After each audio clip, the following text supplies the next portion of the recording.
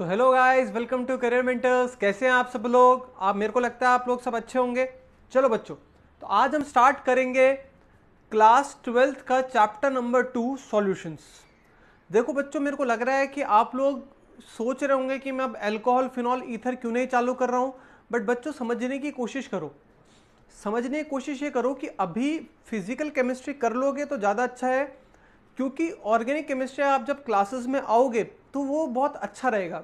आप मेरी बात समझने की कोशिश करो। मैं ऑर्गेनिक केमिस्ट्री जब क्लास में कराता हूँ तो उसका लेवल थोड़ा ज़्यादा अच्छा रहता है as compare to video lecture से, क्योंकि ऑर्गेनिक केमिस्ट्री रटने वाली है और मैं आपसे बार बार क्वेश्चंस पूछूंगा तो तभी आपको याद होगी। ऑल्दो केमिस्ट्री पूरी ही रटने वाली है, बट ऑर्गेनिक केमिस्ट्री में सबसे इंपॉर्टेंट बात क्या होती है? एक बेसिक कॉन्सेप्ट, और वो बेसिक कॉन्सेप्ट वीडियो से डेवलप नहीं हो पाएंगे, क्योंकि 11th का जो आपने कचरा कर रखा है, सच बताऊं तो आपने जो 11th में जो भी पढ़ाई की है, मुझे लगता है आपको कुछ कॉन्सेप्ट्स याद नहीं है। पिछले वीडियो में भी चलो कुछ बच्चों को तो समझ में आ गया होगा कि इलेक्ट्रोफाइल, न्यूक्लियोफाइल, ये अभी आपके ब्लड में घुसने में टाइम लगेगा। जिनको नहीं आया, ठीक है, जिनको आ गया उनके लिए तो बहुत आसान है। ठीक है बच्चों, तो अगर आपके स्कूल में भी अल्कोहल फिनॉल ईथर चल रहा है तो कोई बात नहीं बच्चों, उसको साथ साथ पढ़ते रहो। आधा आधा एक घंटे आप हमें भी देख लिया करो सॉल्यूशन के लिए। आपके 2 चैप्टर एक साथ होंगे।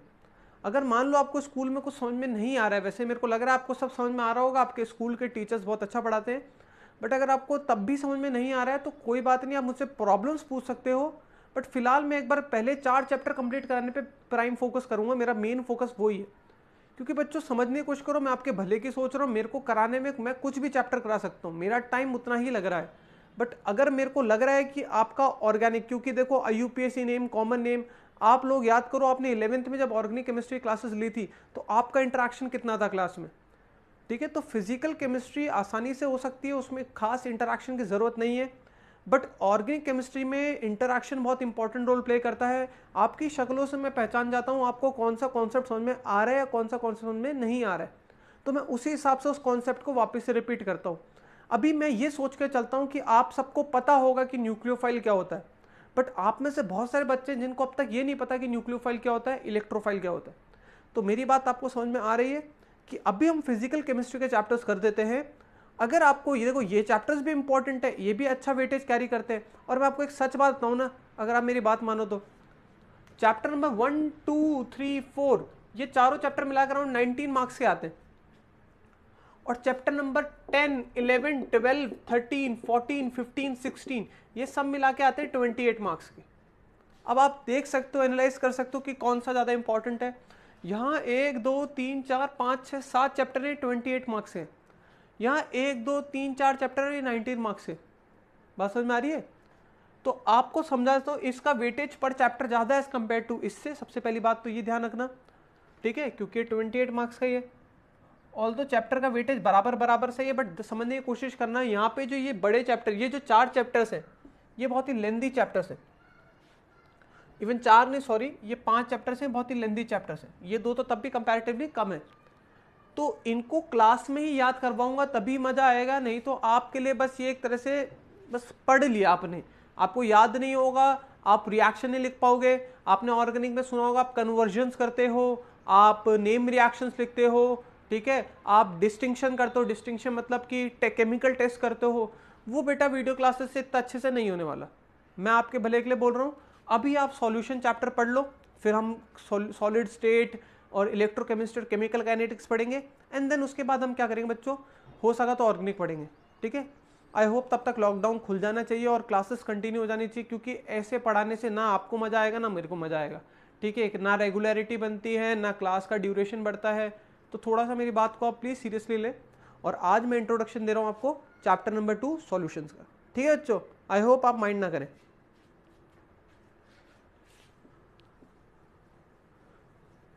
तो देखते हैं सॉल्यूशन क्या है। पहले मैं आपके लिए बोर्ड पे कुछ लिख देता हूं पहले से ही, क्योंकि बहुत थ्योरी है शुरुआत की।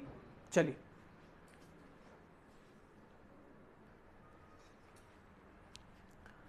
तो चलिए बच्चों सॉल्यूशन स्टार्ट करते हैं। तो पहले आपको मैं बताता हूं सॉल्यूशन होता क्या है। देखो, सॉल्यूशन आपको पता होगा क्या होता है। सॉल्यूट और सॉल्वेंट के मिलने से क्या बनता है? सॉल्यूशन। क्या बच्चों? सॉल्यूट और सॉल्वेंट के मिलने से क्या बनता है बच्चों? सॉल्यूशन। सॉल्यूट क्या होता है? जो कम अमाउंट में होता है, जो घुलता है। और सॉल्वेंट क्या होता है बच्चों? जो ज़्यादा अमाउंट में होता है, जिसके अंदर सॉल्यूट घुलता है। तो solute plus solvent gives us बच्चों सॉल्यूशन। यहां तक बात क्लियर है मेरी? Solute plus solvent gives us solution. अब समझने की कोशिश करो बच्चों, मैं क्या कहना चाह रहा हूं। जैसे कि चीनी को आपने पानी में घोला, तो चीनी होता है सॉल्यूट, पानी होता है सॉल्वेंट, और जो आपके पास जो चाशनी बनी वो क्या होगा बच्चों? सॉल्यूशन। तो सॉल्यूट चीनी, सॉल्वेंट पानी, और सॉल्यूशन वो जो मीठा पानी या फिर चाशनी। बात क्लियर है बच्चों? यही चीज हम पढ़ेंगे सॉल्यूशन के बारे में। इस चैप्टर में हमें यही पढ़ना है कि दो चीजें इसको मिक्स करके कैसे तीसरी चीज बनती है, ये आपका है सॉल्यूशन के बारे में। यहां तक बात क्लियर है बच्चों? तो solute plus solvent gives a solution.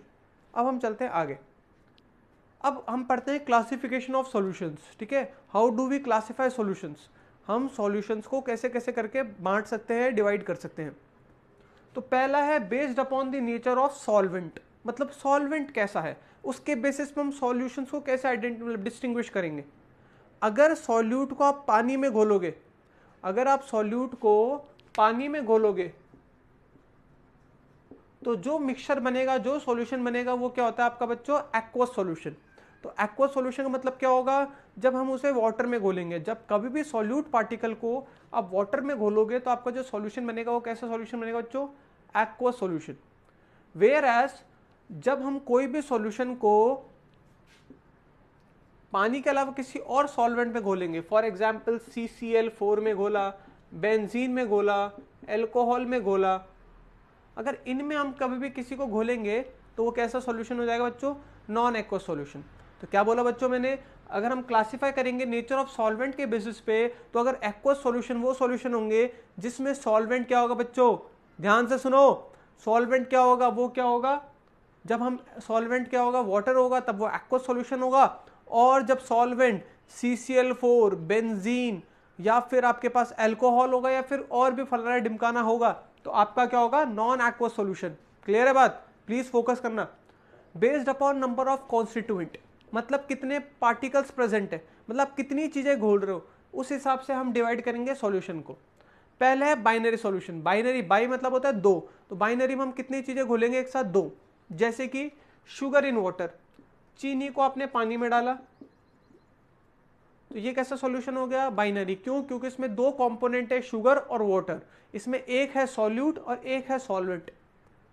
अब टर्नरी में कितने होंगे? तीन कंपोनेंट होंगे, तीन कंपोनेंट होंगे, sugar plus salt plus water. तो यहां पे तीन कंपोनेंट होंगे, चीनी, पानी और नमक। इसमें सॉल्वेंट होगा एक और सॉल्यूट होंगे बच्चों दो। बात क्लियर है? क्वाटरनरी में कितने कंपोनेंट होंगे? चार कंपोनेंट होंगे। चार कंपोनेंट जैसे मान लो lemon juice plus sugar plus salt plus water. अरे भाई साहब, शिकंजी बन गई बच्चों, शिकंजी। तो ये क्वाटरनरी हो गया। क्वाटरनरी क्यों हो गया? इसमें चार कंपोनेंट हैं, तीन कंपोनेंट आपके कौन से हैं? तीन कंपोनेंट आपके सॉल्यूट और एक कंपोनेंट आपका सॉल्वेंट। आई होप इतने में कोई प्रॉब्लम नहीं आएगी। बहुत ही बेसिक सी चीजें, बस ये टर्मिनोलॉजीज पता होनी चाहिए आपको। एग्जाम में से रिलेटेड कुछ खास आएगा नहीं, बस ये पता होना चाहिए। इसके बिना नहीं तो हर वर्ड ये वर्ड बार बार रिपीट होंगे सारे सारे।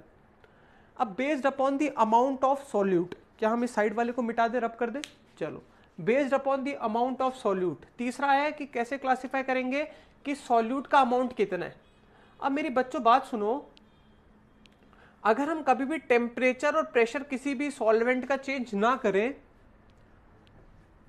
तो जैसे मान लो मैंने एक गिलास में पानी रखा और मैंने इसका टेम्परेचर और प्रेशर बिल्कुल चेंज नहीं किया। अब इस एक पानी की क्या होगी? एक कैपेसिटी होगी, उतनी ही अपने अंदर चीनी घुल सकता है। जैसे मान लो आपने एक चम्मच चीनी डाली तो घुल गई, दो चम्मच डाली तो घुल गई, तीन चम्मच डाली तो घुल गई। घुल गई मतलब आपने स्टिर किया, उसको चलाया। चार चम्मच डाली घुल गई, पांच चम्मच डाली घुल गई, 6 चम्मच जैसे आपने डाली तो अब चीनी के पार्टिकल्स पूरे के पूरे क्या हो चुके हैं? इसमें बैठ चुके हैं। एकदम पानी के मॉलिक्यूल्स जैसे चीनी के पार्टिकल्स आ चुके हैं। कौन से चम्मच पे? छठे चम्मच के घुलने के बाद। अब इसके बाद छठे चम्मच के बाद अगर आप एक भी दाना डालने की कोशिश करेंगे तो वो क्या होगा? वो दाना घुल नहीं पाएगा, क्योंकि सारी की सारी जगह तो ऑक्यूपाई हो चुकी है मॉलिक्यूल्स के साथ। तो होगा क्या? इसके बाद अब जितना भी दाना डालोगे, एक भी दाना डालोगे, तो सॉल्यूट घुलने के बजाय क्या होगा? नीचे सेटल डाउन हो जाएगा, प्रेसिपिटेट हो जाएगा। बात समझ में आ रही है मेरी, क्या कहना चाह रहा हूं? तो 3 कंडीशन समझ में आई। 6 चम्मच से पहले कैसी हालत थी कि आप चीनी 1 चम्मच डाली तो उसके बाद भी और गुंजाइश है चीनी डालने की, 2 चम्मच डाली और गुंजाइश है डालने की। तो 6 से पहले एक कंडीशन थी, 6 चम्मच एकदम मैक्सिमम लिमिट है, मतलब इससे ज्यादा चीनी नहीं घुल सकती है, दूसरी कंडीशन। और तीसरी कंडीशन मतलब 6 चम्मच से ज्यादा जब आप चीनी डालोगे, जैसे 7 चम्मच 8 चम्मच, तो 6 तो घुल चुकी है, बाकी बची हुई 2 चम्मच क्या है, नीचे बैठ जाएगी।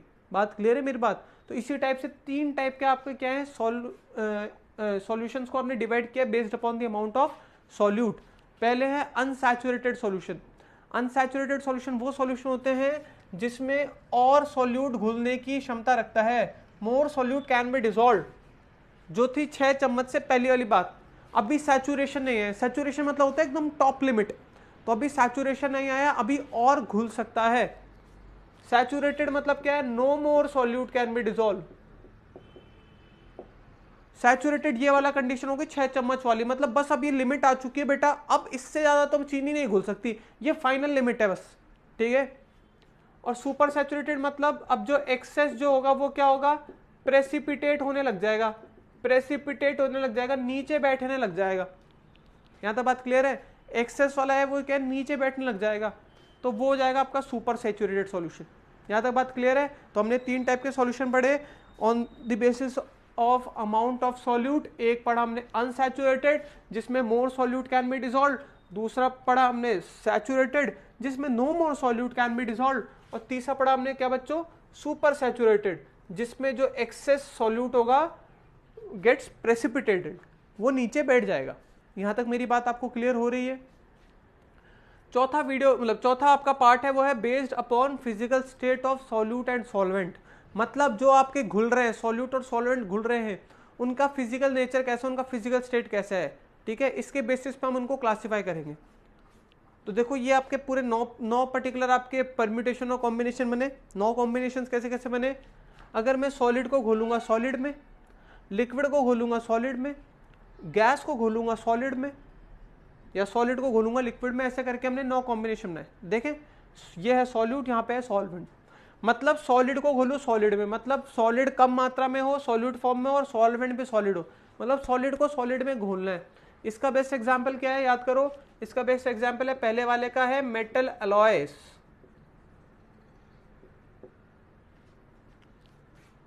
एलॉयस याद है, एलॉयस क्या होता है? एलॉयस का बेस्ट एग्जाम्पल है, एलॉय में क्या होता है याद करो, अलॉय जब भी बनता है तो उसमें यही हिसाब किताब होता है कि 2 मेटल्स का होमोजीनियस मिक्सचर होता है, 2 मेटल्स का होमोजीनियस मिक्सचर होता है। जैसे मान लो कॉपर और जिंक मिले तो कौन सा बना बताओ, याद करो, ब्रॉन्ज या फिर टिन?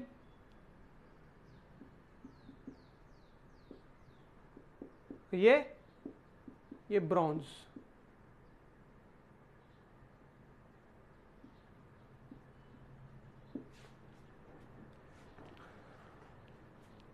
सॉरी टिन क्या लिख दिया मैंने,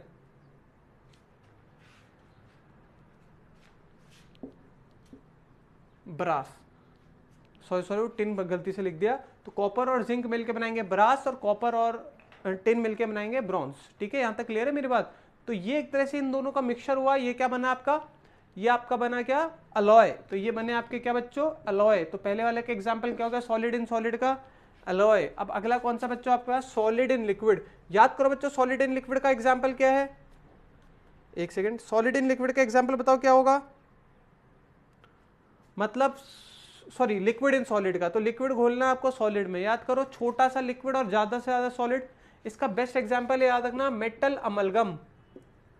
मेटल अमलगम, मेटल अमलगम क्या होता है, देखो जब भी वर्ड अमलगम या अमैलगम आता है, ध्यान रखना ये अमैलगम या अमलगम जो भी बोलते हैं इसको, जब भी वर्ड अमैलगम या अमलगम आता है, इस वर्ड का मतलब क्या होता है, मरकरी। सीधी सी बात है, इस वर्ड का मतलब है एक तरह से मिक्सिंग ऑफ मरकरी। केमिस्ट्री में इसको बोलते हैं मिक्सिंग ऑफ मरकरी, इंग्लिश में इसका मतलब होता है मिक्सिंग कॉम्बिनेशन, वैसे केमिस्ट्री में होता है मरकरी का मिलना, ठीक है। तो अगर आपके पास कहीं लिखा है सोडियम अमेलगम, तो सोडियम अमेलगम का मतलब क्या होगा, किस किस का अलॉय होगा, सोडियम का और मरकरी का। बात समझ में आ रही है क्या बोलना चाह रहा हूं? तो सोडियम अमेलगम का मतलब क्या होगा, कौन कौन से मेटल्स का अलॉय होगा, सोडियम और मरकरी का। और मरकरी लिक्विड नेचर का होता है, सोडियम सॉलिड नेचर का होता है। तो लिक्विड एंड सॉलिड में क्या हो जाएगा, मेटल अमेलगम। अगला है गैस इन सॉलिड। अब गैस इन सॉलिड का एग्जांपल क्या होगा बच्चों, गैस इन सॉलिड का सिंपल सा एग्जांपल होगा, ये हम पढ़ेंगे 5th चैप्टर में सरफेस केमिस्ट्री में। जो गैस के पार्टिकल्स होते हैं, ध्यान से सुनना, जैसे कि आपने देखा होगा एक सिलिका जेल होता है, या फिर आप पढ़ोगे आगे जाके एक सब्सटेंस होता है सिलिका जेल, या फिर आप पढ़ोगे एड्सॉर्प्शन, पढ़ोगे एड्सॉर्प्शन, ए भी नहीं एड्सॉर्प्शन, एब्सॉर्प्शन तो आपने पढ़ ही रखा है, मैं बता रहा हूं एड्सॉर्प्शन। तो हम पढ़ेंगे 5th चैप्टर में। इसमें बच्चों हम क्या देखेंगे कि जो सरफेस होती है वो क्या करती है, गैस के पार्टिकल्स को अपने ऊपर चिपका लेती है,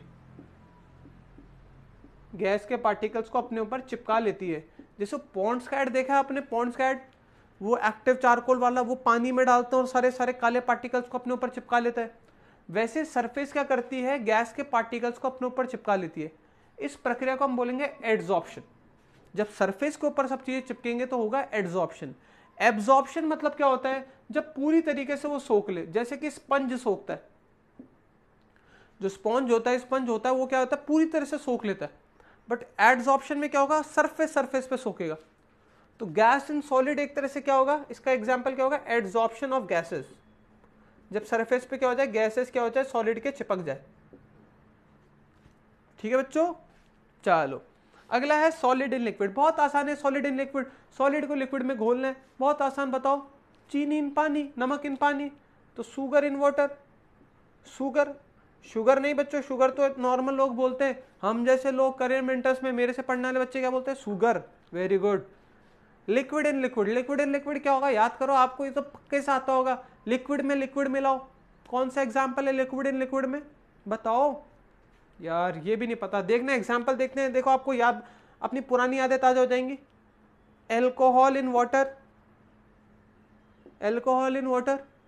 और अगला gas in liquid, gas in liquid मतलब गैस को आप लिक्विड में मिलाओ। इसका एग्जाम्पल देखो, इसका एग्जाम्पल हमें अब बहुत अच्छे से आता है, या तुम्हें भी आता होगा, एरिएटेड ड्रिंक्स। एरिएटेड ड्रिंक्स क्या होता है, आपने सुना होगा CO2 मिला देते थे कोल्ड ड्रिंक में, अभी भी मिलाते हैं CO2। पेप्सी में झाग आता है शुरुआत में, बढ़िया जो डकारें आती हैं वो इसी की वजह से आती है। जब हम गैस को लिक्विड में मिलाते हैं तो आपका एरिएटेड ड्रिंक्स का फॉर्मेशन होता है, उनको एरिएटेड ड्रिंक्स कहते हैं। जैसे कोल्ड ड्रिंक हो गया, या थम्स अप, पेप्सी मत लिख देना, ब्रांड्स के नाम मत लिखा करो। अब solid in gases, solid in gases का मतलब क्या है, सॉलिड को घोलना है गैसेस में। अब सॉलिड को गैस में कैसे घोलेंगे बताओ, सोच के बताओ, सॉलिड को गैस में कैसे घोलेंगे, कोई एग्जाम्पल। कैम्फर, कपूर, अनिल कपूर। तो अगर आप कैम्फर को बर्न करोगे तो सॉलिड है वो क्या है, एयर में मिक्स होने लग जाएगा, गैस में मिक्स होने लग जाएगा। तो कैम्फर इन एयर किसका एग्जाम्पल बच्चों, ये एग्जाम्पल है सॉलिड इन गैसेस का। अब लिक्विड इन गैसेस मतलब लिक्विड कम और गैस ज्यादा हो, इसका बेस्ट एग्जाम्पल है ह्यूमिडिटी। ह्यूमिडिटी आपने देखा होगा बच्चों, ह्यूमिडिटी क्या होता है, जैसे आपका मॉइस्चर जो क्रिएट होता है, जो मॉइस्चर होता है उसमें गैस, हवा बहुत ज्यादा होती है और वाटर वेपर्स बहुत कम होते हैं, तो वो हो गया आपका किसका, लिक्विड इन गैस का। और गैस इन गैस का एग्जाम्पल तो आप जानते ही हो, क्या, गैस ही गैस, एयर। एयर में इतनी सारी गैसेस हैं, आपको पता होगा, नाइट्रोजन, ऑक्सीजन, हीलियम, तो ये सब आपका क्या हो गया, एयर एग्जाम्पल हो गया किसका बच्चों, गैस इन गैस का। तो यह हमारा क्लासिफिकेशन ऑफ सॉल्यूशन खत्म होता है। ठीक है बच्चों, अब हम देखते हैं आगे।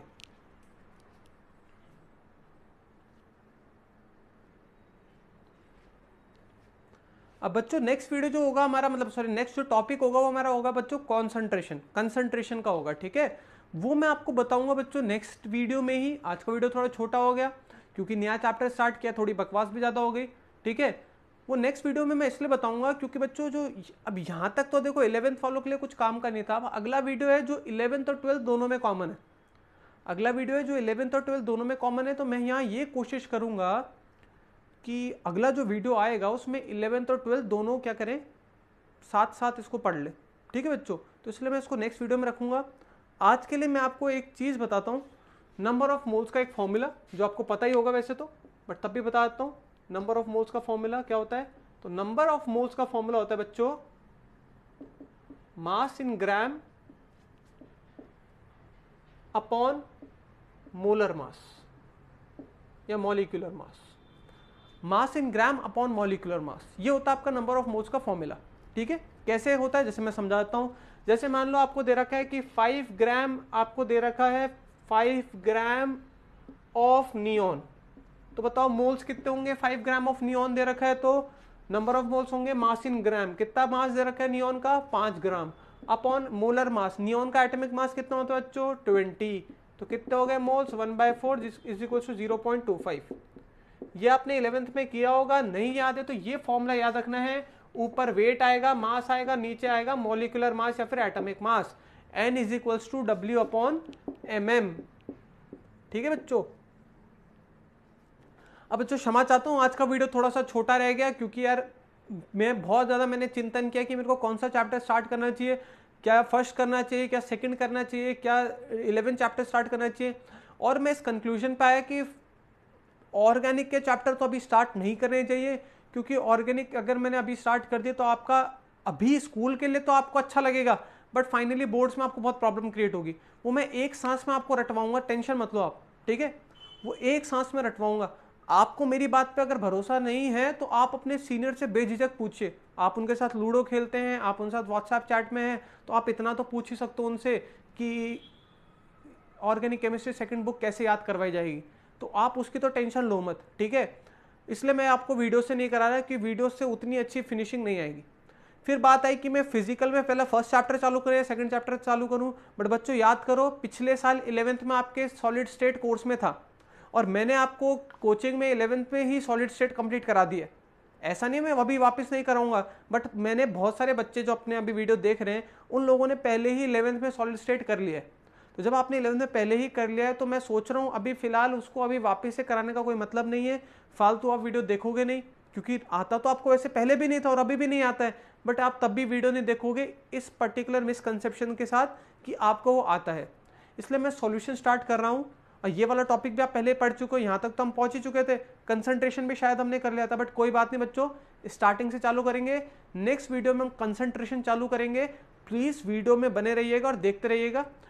एक और इंपॉर्टेंट अनाउंसमेंट मैं आपको पहले बता देता हूं, इस सैटरडे को आपका हेलो एल्केन्स और हेलो एरियंस का MCQ टेस्ट है।